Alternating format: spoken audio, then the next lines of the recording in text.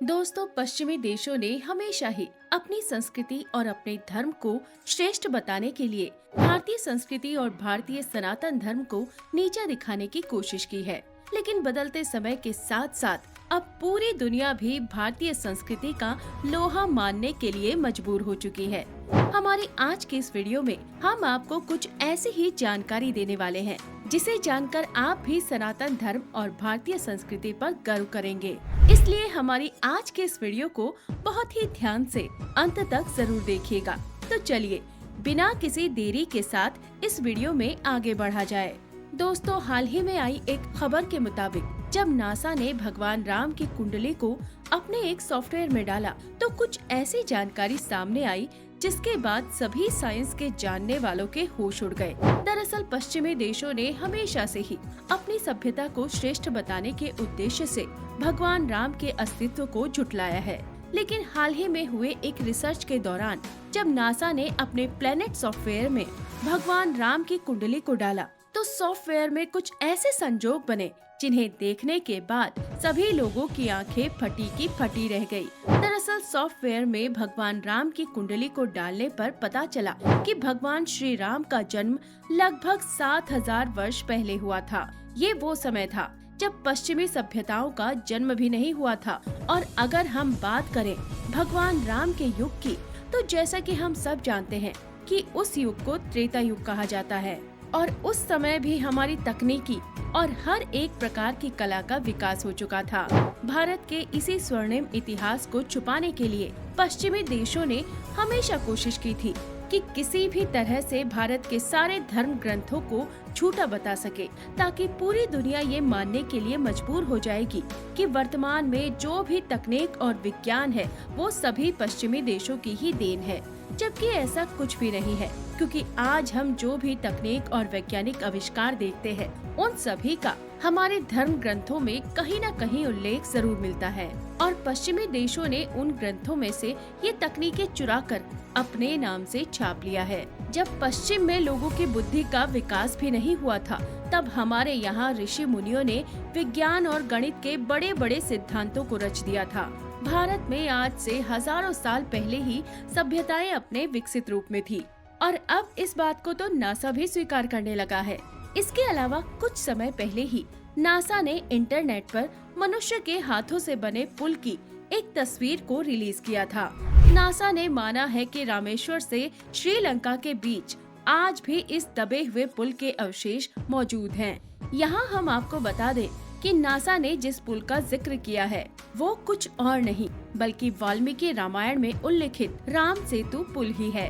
भारत के दक्षिणी पूर्वी तट के किनारे रामेश्वरम द्वीप तथा श्रीलंका के उत्तर पश्चिमी तट पर मन्नार द्वीप के मध्य चूना पत्थर से बनी एक श्रृंखला है। वाल्मीकि के अनुसार 3 दिन की खोज के बाद नल और नील ने रामेश्वर के आगे समुद्र में वो स्थान ढूंढ निकाला जहां से आसानी से श्रीलंका पहुंचा जा सकता हो। मार्ग मिलने के बाद भगवान राम के 2 सैनिकों नल और नील ने इस राम सेतु पुल का निर्माण किया था। जहां से ये पुल शुरू होता है उस स्थान को धनुषकोडी कहा जाता है। इसका नाम धनुषकोडी इसलिए है कि यहाँ से श्रीलंका तक नल और नील ने जो पुल बनाया, इसके लिए एक विशेष प्रकार के पत्थर का इस्तेमाल किया। ये पत्थर पानी में नहीं डूबता है। रामेश्वरम में आई सुनामी के दौरान समुद्र किनारे इस पत्थर को देखा गया था। साथियों, यहाँ हम आपको ये भी बताना चाहेंगे कि रामायण पर विशेष शोध करने के लिए श्रीलंका ने इंटरनेशनल रामायण रिसर्च सेंटर भी बनाया है और इंटरनेशनल रामायण रिसर्च सेंटर और वहां के पर्यटन मंत्रालय ने मिलकर रामायण से जुड़े ऐसे 50 से भी अधिक स्थानों को ढूंढ निकाला है जिनका पुरातात्विक और ऐतिहासिक महत्व है। रामायण में साफ तौर पर ये जिक्र आता है कि उस समय में रावण की लंका आज के श्रीलंका के मध्य में स्थित थी। इसके अलावा साहित्यिक तौर पर भी भारत और श्रीलंका के बीच संबंध स्थापित थे, जैसे कि संस्कृत और पाली भाषा के साहित्य का दोनों देशों में एक साथ विकास हुआ। श्रीलंका में आज भी महियाना नाम का एक स्थान मौजूद है जिसे रावण का हवाई अड्डा भी कहा जाता है। कहा जाता है कि रावण ने माता सीता का हरण करने के बाद अपने पुष्पक विमान को यहीं पर उतारा था। दोस्तों, ऐसे कई लोग हैं जो आज भी रामायण को केवल लोक कथा समझते हैं एवं इसकी वास्तविकता पर सवाल खड़े करते हैं। और ऐसे लोगों को ये बताना चाहिए कि रावण माता सीता को हरण करके जहाँ ले गया था, उस स्थान को आज सीता एलिया के नाम से जाना जाता है। इसी स्थान के पास में ही एक बड़ा सा बगीचा है, जहाँ बहुत सारे अशोक के पेड़ लगे हुए हैं और अशोक के पेड़ों की अधिकता होने के कारण ही इस स्थान को अशोक वाटिका कहा जाता था। और अब तो आप ये समझ ही गए होंगे कि ये वही स्थान है जहाँ हनुमान जी माता सीता की तलाश के बाद भोजन करने गए थे और रावण के पुत्रों के साथ उन्होंने यहाँ पर युद्ध भी किया था। यहाँ पर मौजूद सनीलाओं में हनुमान जी के पैरों के बड़े बड़े निशान देखे जा सकते हैं। साइंटिफिक रिसर्च टीम ने जब इन पैरों के निशानों की कार्बन डेटिंग के बारे में पता किया तो ये चिन्ह उन्हें कुछ 7000 साल पुराने समय के पता चले। सीता माता को जिस स्थान पर रखा गया था, वहाँ आज माता का एक बड़ा सा मंदिर विद्यमान है। और सिर्फ इतना ही नहीं, सीता माता के मंदिर में राम, लक्ष्मण और हनुमान जी की जो मूर्तियाँ रखी हुई हैं, उनकी कार्बन डेटिंग से पता चलता है कि वो मूर्तियाँ भी लगभग 5000 साल पुरानी हैं। और सिर्फ इतना ही नहीं मित्रों, रामायण काल के कुछ साक्ष्य ऐसे भी थे जो उस समय काल को आज के आधुनिक युग के बराबर लाकर खड़ा करती है।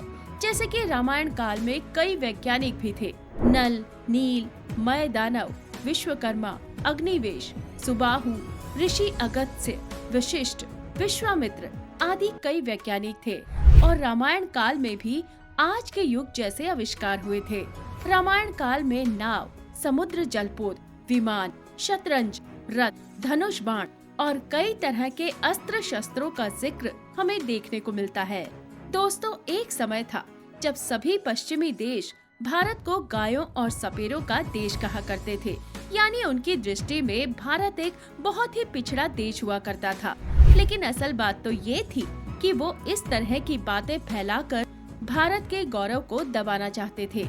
वरना आज से 7000 साल पहले जब अमेरिका जैसे शक्तिशाली देश के लोगों के पास कपड़े पहनने और खाना खाने का ढंग भी नहीं था, तब भारत में महाभारत और रामायण जैसे दो कालखंड हुए थे, जिनके प्रमाण हमें आज भी देखने को मिलते हैं।